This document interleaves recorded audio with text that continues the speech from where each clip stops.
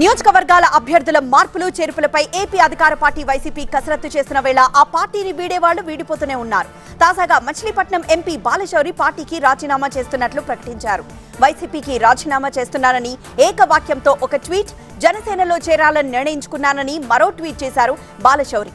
పార్టీలో ప్రాధాన్యత తగ్గడం, తనను ఏ కార్యక్రమానికి పిలవకపోవడంపై ఆగ్రహం వహించి బాలశౌరి వైసీపీని వీడినట్లు ప్రచారం జరుగుతోంది. స్థానిక నాయకులతో ఉన్న విభేదాలు కూడా కారణమనే మాటలు కూడా వినిపిస్తున్నాయి. సంక్రాంతి తర్వాత మెగా డిఎస్సి నోటిఫికేషన్ విడుదల చేయనుంది ఏపీ ప్రభుత్వం. వివరాలు త్వరలో ప్రకటిస్తామన్నారు మంత్రి బొత్స సత్యనారాయణ. డిఎస్సి నోటిఫికేషన్ పై సీఎం జగన్ సమావేశం నిర్వహించారు. మెగా డిఎస్సిని నిర్వహించాలని సూత్రప్రాయంగా నిర్ణయించామన్నారు బొత్స. తాజా రాజకీయ పరిస్థితిపై చర్చించేందుకు ఉండవల్లిలోని చంద్రబాబు నివాసానికి జనసేన అధ్యక్షుడు పవన్ కళ్యాణ్ వచ్చారు. సీట్ల సర్దుబాటుపై ఇద్దరు నాయకులు ప్రధానంగా చర్చించారు. అభ్యర్థుల ఎంపిక ఎక్కడెక్కడ కేటాయించాలనే దానిపై కూడా ఈ సమావేశంలో చర్చించనున్నారు. ఉమ్మడి మేనిఫెస్టో విడుదలపై కూడా నాయకులు ఒక నిర్ణయానికి వస్తారని రెండు పార్టీల వర్గాలు తెలిపారు. ఇసుక పాలసీ, ఇన్నర్ రింగ్ రోడ్, మద్యం పాలసీ కేసులో హైకోర్టు ముందస్తు బెయిల్ ఇవ్వడంతో ఆ బెయిల్ పత్రాలను సిఐడి కార్యాలయంలో చంద్రబాబు సమర్పించారు. కానూరులోని సిఐడి ప్రాంతీయ కార్యాలయానికి వచ్చి షూరిటీ అందించారు.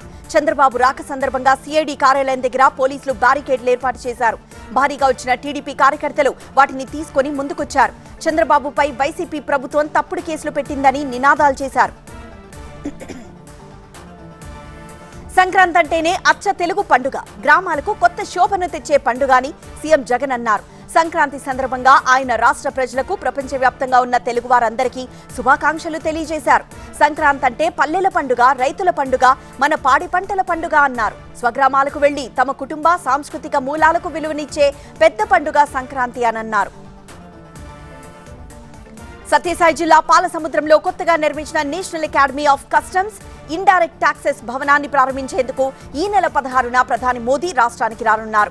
503 ఎకరాల విస్తీర్ణంలో దాదాపు 15,000 కోట్ల రూపాయల ఖర్చుతో ఈ భవనాన్ని నిర్మించారు. యూపీఎస్సీ పరీక్షల్లో ఐఆర్ఎస్ ఎంపికైన అధికారులకు ఈ కేంద్రంలో శిక్షణిస్తారు.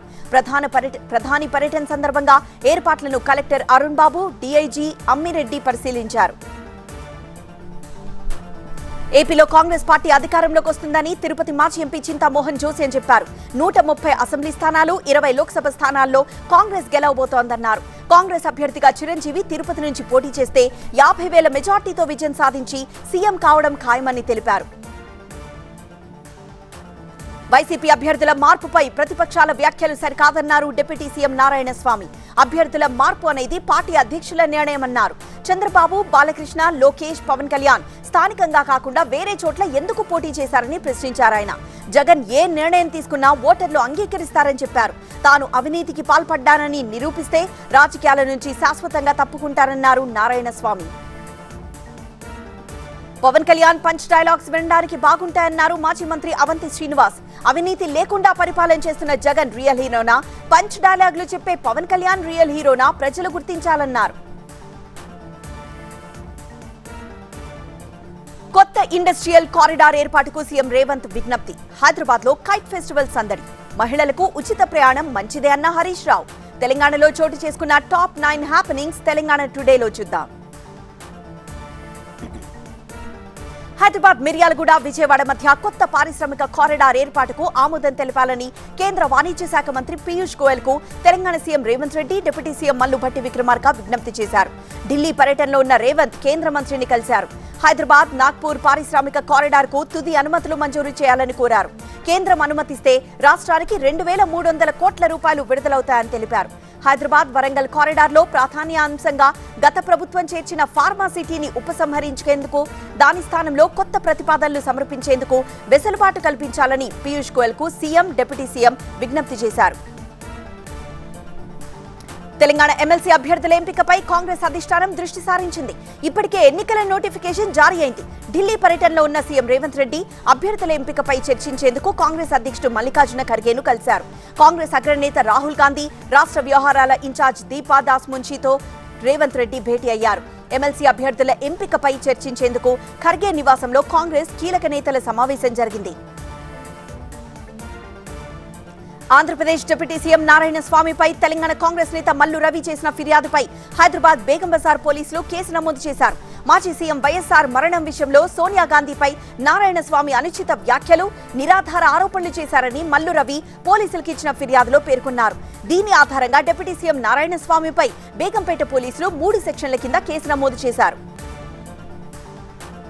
మహిళలకు ఉచిత బస్సు ప్రయాణం కల్పించడం మంచి కార్యక్రమమేనని మాజీ మంత్రి హరీష్ రావు అన్నారు. అయితే మారుమూల గ్రామాలకు బస్సు సర్వీసులు పెంచాల్సిన అవసరం కూడా ఉందని సూచించారు. కాంగ్రెస్ ప్రభుత్వం తీసుకున్న నిర్ణయంతో ఆటో డ్రైవర్లు రోడ్డును పడ్డారని హరీష్ రావు అన్నారు. ఒకరికి మంచి చేసి మరొకరికి ఉసురు పోసుకోవడం సరికాదని సూచించారు. సిద్దిపేటలో నిర్వహించిన ఆటో డ్రైవర్ల ఆటల పోటీల్లో హరీష్ రావు పాల్గొన్నారు. కేసీఆర్, కేటీఆర్ లాంటి వారు పార్లమెంట్ బరిలో నిలిచిన తెలంగాణలో సునాయాసంగా 13 నుండి 14 స్థానాల్లో కాంగ్రెస్ విజయం సాధిస్తుందని మంత్రి ఉత్తమ్ కుమార్ రెడ్డి అన్నారు. కాంగ్రెస్ ప్రభుత్వంపై ప్రజల్లో పాజిటివ్ అభిప్రాయం పెరుగుతోందని తెలిపారు. ఉమ్మడి నల్గొండ జిల్లాను క్లీన్ స్వీప్ చేస్తామని చెప్పినట్లుగానే జరిగిందన్నారు. అయోధ్య ఆహ్వాన విషయంలో బండి సంజయ్ వ్యాఖ్యలు ఉత్తమ్ కుమార్ రెడ్డి తప్పుపట్టారు. తాము రామభక్తులమేనని స్పష్టం చేశారు. రామ మందిర ప్రారంభోత్సవాన్ని బీజేపీ, ఆర్ఎస్ఎస్ ఈవెంట్ గా మార్చాయని విమర్శించారు. సికింద్రాబాద్ పరేడ్ గ్రౌండ్స్ లో నిర్వహిస్తున్న అంతర్జాతీయ కైట్ అండ్ స్వీట్స్ ఫెస్టివల్ ను మంత్రులు జూపల్లి కృష్ణారావు, పొన్నం ప్రభాకర్ సందర్శించారు. దేశంలోని వివిధ ప్రాంతాలకు చెందిన వారే కాకుండా 16 దేశాల నుంచి 40 మంది కైట్ ఫ్లైయర్స్ ఈ ఉత్సవాల్లో పాల్గొంటున్నారు. అందరినీ భాగస్వామ్యం చేయడం కోసమే ఈ కైట్ ఫెస్టివల్ నిర్వహిస్తున్నట్లు మంత్రులు తెలిపారు. వచ్చే సంవత్సరం నుంచి మండలాల్లో కూడా ఇలాంటి వేడుకలు నిర్వహిస్తామని మంత్రి జూపల్లి తెలిపారు. తన కుమారుడి వివాహానికి రావాలని టీడీపీ అధ్యక్షుడు చంద్రబాబును వైఎస్ షర్మిల ఆహ్వానించారు. హైదరాబాద్ లోని చంద్రబాబు నివాసానికి వచ్చిన షర్మిల ఆయనకు పెళ్లి పత్రిక అందించారు. కుటుంబ సమేతంగా వివాహానికి హాజరు కావాలని కోరారు. వైఎస్ఆర్తో చంద్రబాబుకున్న స్నేహం గురించి చాలాసేపు చర్చించామని షర్మిల వెల్లడించారు. పార్లమెంట్లో బీసీ బిల్లు పెట్టాలని, జనగణనలో కులగణన కూడా చేపట్టాలని డిమాండ్ చేశారు YCP MP R Krishnaiah. BC ఉద్యోగులకు ప్రమోషన్లలో రిజర్వేషన్లు కల్పించాలని కోరారు. కేంద్ర బడ్జెట్లో బీసీల అభివృద్ధికి 2 లక్షల కోట్లు కేటాయించాలని, ఫిబ్రవరి 5, 6 తేదీల్లో చలో ఢిల్లీ కార్యక్రమం చేపట్టి పెద్ద ఎత్తున ధర్నా చేస్తామన్నారు ఆర్ కృష్ణయ్య. హైదరాబాద్ నుంచి అంతా ఊరిబాటు పట్టడంతో హైదరాబాద్ విజయవాడ నేషనల్ హైవేపై భారీగా ట్రాఫిక్ జామ్ అయింది. చౌటుప్పల్ మండలం ధర్మోజీగూడెం నుంచి దివీస్ ఫ్యాక్టరీ వరకు 2 వైపులా వాహనాలు చాలాసేపు నిలిచిపోయాయి. విజయవాడ వైపు వెళ్లే ట్రాఫిక్ ఎక్కువగా ఉండడంతో పంతంగి టోల్ గేట్ దగ్గర ఎంట్రీ పాయింట్ గేట్లలో ఎక్కువ వరకు విజయవాడ వైపు మళ్లించారు. ఫాస్టాగ్ ఉన్నప్పటికీ వాహనాల సంఖ్య విపరీతంగా ఉండడంతో రద్దీ ఏర్పడింది. ఇళ్ల పట్టాల పంపిణీలో పార్టీల మధ్య ఫైటింగ్. సొంత ఊళ్లకందరూ ప్రయాణం కావడంతో కిక్కిడిసిన బస్టాండ్లు. తెలుగు రాష్ట్రాల టాప్ 9 న్యూస్ చూద్దాం. ప్రకాశం జిల్లా ఎర్రగొండపాలెం నియోజకవర్గ వైసీపీలో విభేదాలు బయటపడ్డాయి. కొత్త ఇన్ఛార్జ్ తాడిపత్రి చంద్రశేఖర్ నిర్వహించిన సమావేశానికి స్థానిక ప్రజాప్రతినిధులు, వైసీపీ నేతలు హాజరు కాలేదు. స్థానిక ఎమ్మెల్యే మంత్రి ఆదిమూలపు సురేష్ కి సమాచారం ఇవ్వకుండా సమావేశాన్ని ఏర్పాటు చేయడంపై ఆగ్రహం వ్యక్తం చేశారు. పశ్చిమ గోదావరి జిల్లా పాలకొల్లు టిట్కో ఇళ్ల పంపిణీలో ఉద్రిక్తత నెలకొంది. పట్టాల పంపిణీకి వచ్చిన చీఫ్ విప్ ప్రసాదరాజు ప్రోటోకాల్ పాటించలేదని నిరసన చేపట్టారు టీడీపీ ఎమ్మెల్యే నిమ్మల రామానాయుడు. తాను మాట్లాడిన తర్వాతే పట్టాల పంపిణీ చేపట్టాలన్నారు. తనకు వేరే కార్యక్రమాలున్నాయన్నారు విప్ ప్రసాదరాజు. ఇరు పార్టీల నేతలు నినాదాలు చేయడంతో ఉద్రిక్తత చోటు చేసుకుంది. సంక్రాంతికి సొంతూళ్లకు పట్నం వాసులు పయనమవుతున్నారు. దీంతో హైదరాబాద్ లోని జేబీఎస్, ఎంజీబీఎస్ బస్టాండ్లు కిక్కిరిసిపోయాయి. సరిపడా బస్సులు లేక ఇబ్బందులు పడుతున్నారు ప్రయాణికులు. హైదరాబాద్ లో ప్రైవేట్ ట్రావెల్స్ బస్సులపై ఆర్టీఏ అధికారుల దాడులు నిర్వహిస్తున్నారు. ఎల్బీ నగర్ చింతలకుంట దగ్గర తనిఖీలు చేపట్టారు. నిబంధనలకు విరుద్ధంగా తిరుగుతున్న 15 ప్రైవేట్ ట్రావెల్స్ బస్సులపై కేసు నమోదు చేశారు. కొన్ని బస్సుల్లో కనీసం ఫైర్ సేఫ్టీ పాటించడం లేదని బస్సు యజమానులను ఆర్టీఏ అధికారులు హెచ్చరించారు. నిబంధనలు పాటించకుండా ప్రజల ప్రాణాలతో చెలగాటమాడితే కఠిన చర్యలు తప్పవన్నారు అధికారులు. సంక్రాంతి వేడుకలు బెంగళూరులో జరుపుకునేందుకు హీరో రామ్ చరణ్ బయలుదేరారు. ఎయిర్పోర్ట్ లో భారీ ఉపాసన, కుమార్తె క్లింకారాతో వెళ్తున్న రామ్ చరణ్ దృశ్యాలు కెమెరాలో క్యాప్చర్ అయ్యాయి. కోనసీమ జిల్లా మండపేట నుండి అయోధ్యకు కొబ్బరి బొండాలు సిద్ధమయ్యాయి. శంఖు, చక్రం నామంతో కొబ్బరి బొండాలు అయోధ్యకు బయలుదేరాయి. అయోధ్యలో రాముడి విగ్రహ ప్రతిష్టాపన సమయంలో ఉపయోగించనున్నారు. చిత్తూరు జిల్లాలో కర్ణాటక నుంచి అక్రమంగా తీసుకొచ్చిన మద్యం సీజ్ చేశారు పోలీసులు. 4 లక్షల రూపాయల విలువైన ఈ మద్యంతో పాటు రవాణా చేస్తున్న వాహనాన్ని కూడా స్వాధీనం చేసుకున్నారు. చిత్తూరుకు చెందిన లోకేష్ ను అదుపులోకి తీసుకుని రిమాండ్కు తరలించారు పోలీసులు. శంషాబాద్ వద్ద ప్రైవేట్ ట్రావెల్స్ బస్సు బీభత్సం సృష్టించింది. బ్రేక్లు ఫెయిల్ కావడంతో ఔటర్ రింగ్ రోడ్ సిబ్బంది బైకులపైకి దూసుకువెళ్లింది బస్సు. దీంతో ప్రమాద సమయంలో బైకులను వదిలేసి పరుగులు తీశారు ఔటర్ రింగ్ రోడ్ ఉద్యోగులు. ఎలాంటి ప్రాణ నష్టం జరగకపోవడంతో ఊపిరి పీల్చుకున్నారు ఉద్యోగులు. అయోధ్య రాముడికి అపురూప కానుకల పరంపర కొనసాగుతూనే ఉంది. మన దేశంలోనే కాదు, మారిషస్ లోనూ వేడుకలకు సెలవు ప్రకటించింది పరిస్థితి. రండి అంతా రామమయం సెగ్మెంట్ లో అయోధ్య విశేషాలు చూద్దాం. అయోధ్య రామ మందిరంలో ఉపయోగించేందుకు మధురవాసులు వినూత్న పూజా సామాగ్రి తయారు చేశారు. దేశీ ఆవుల పేడ, కర్పూరం, సేంద్రియ పదార్థాలు ఉపయోగించి ఎటువంటి రసాయనాలు కలపకుండా అగరబత్తీలు తయారు చేశారు. ఈ అగరబత్తీలను మధురలో పూజలు నిర్వహించి పాదయాత్రగా అందరూ అయోధ్యకు బయలుదేరతారు. ప్రాణ ప్రతిష్ఠ సందర్భంగా ఈ అగరబత్తీలను అయోధ్య ఆలయంలో వెలిగిస్తారని వీళ్లు తెలిపారు. అయోధ్య రామాలయ ప్రాణ ప్రతిష్ఠ సందర్భంగా మారిషస్ దేశం కీలక నిర్ణయం తీసుకుంది. జనవరి 22న ఆ దేశంలో నిర్వహిస్తున్న పూజల్లో పాల్గొనేందుకు, అయోధ్య రామాలయ ప్రాణ ప్రతిష్ఠ వేడుకను టీవీల్లో చూసేందుకు హిందూ అధికారులకు 2 గంటల పాటు అనుమతి మంజూరు చేసింది. హిందూ సంఘాలు చేసిన విజ్ఞప్తిపై అక్కడి ప్రధాని అనిరుద్ జగన్నాథ్ నేతృత్వంలోని కేబినెట్ చర్చించి 2 గంటల ప్రత్యేక సెలవుకు అనుమతించింది. అయోధ్య రామ మందిర ప్రాణ ప్రతిష్ఠ సందర్భంగా గుజరాత్ సూరత్ లోని టెక్స్టైల్ వ్యాపారులు సరికొత్త ధ్వజాలు, టోపీలు తయారు చేస్తున్నారు. 2 వైపులా శ్రీరాముడి చిత్రంతో కూడిన ఈ వస్త్రాలకు భారీ ఆర్డర్లు వస్తున్నాయని వ్యాపారులు తెలిపారు.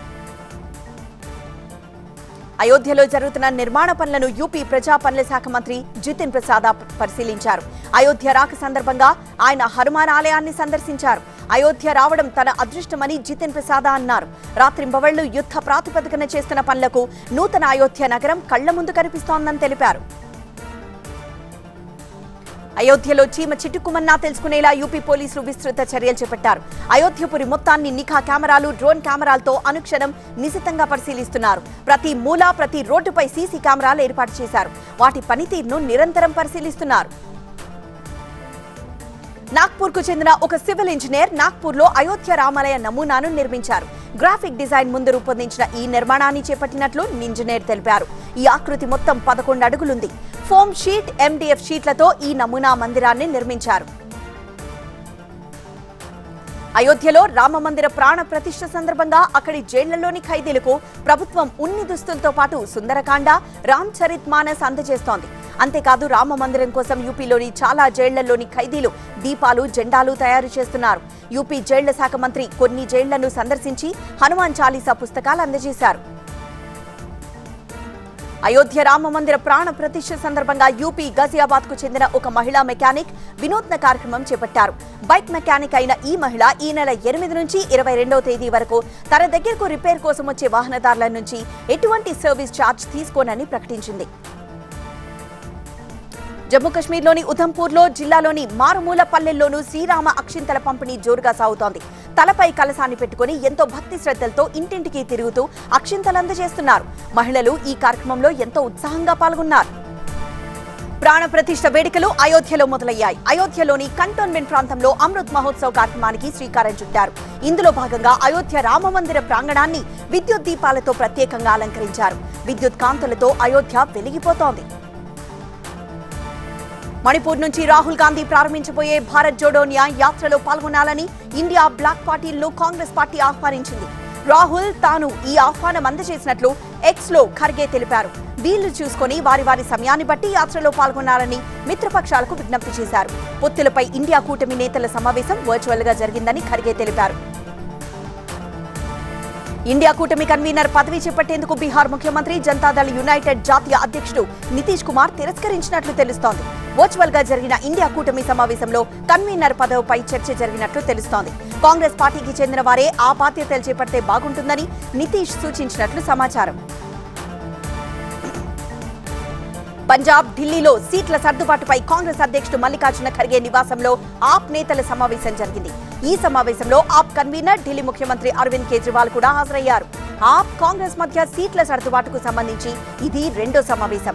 ఈ భేటీలో రాహుల్ గాంధీ, రాఘవ్ చడ్డా కూడా పాల్గొన్నారు.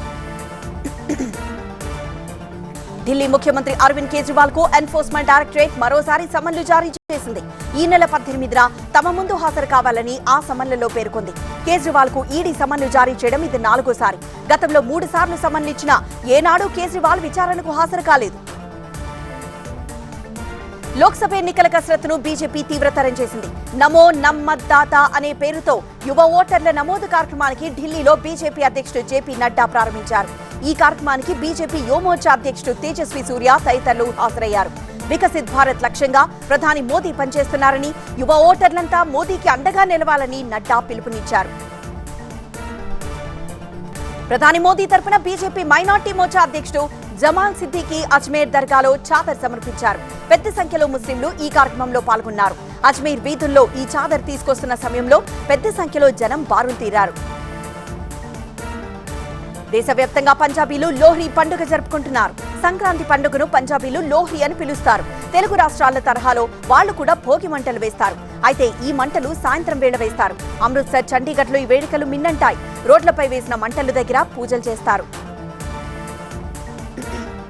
ఢిల్లీలో పతంగుల పండుగ ఘనంగా ప్రారంభమైంది. ఢిల్లీ డెవలప్మెంట్ అథారిటీ బాన్సేరా ప్రాంతంలో ఈ కార్యక్రమాన్ని నిర్వహించింది.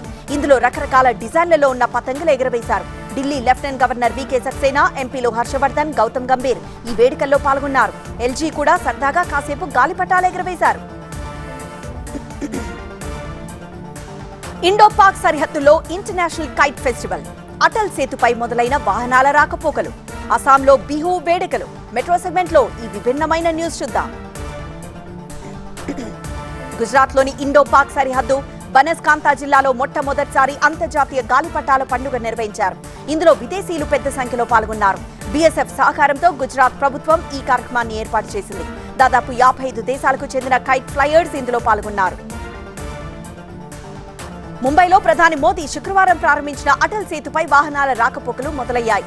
వంతెన నిర్మాణం అద్భుతంగా ఉందని, పర్యావరణ పరంగా చేపట్టిన చర్యలు బాగున్నాయని వాహనాల్లో వెళ్లిన ప్రయాణికులు సంతోషం వ్యక్తం చేశారు.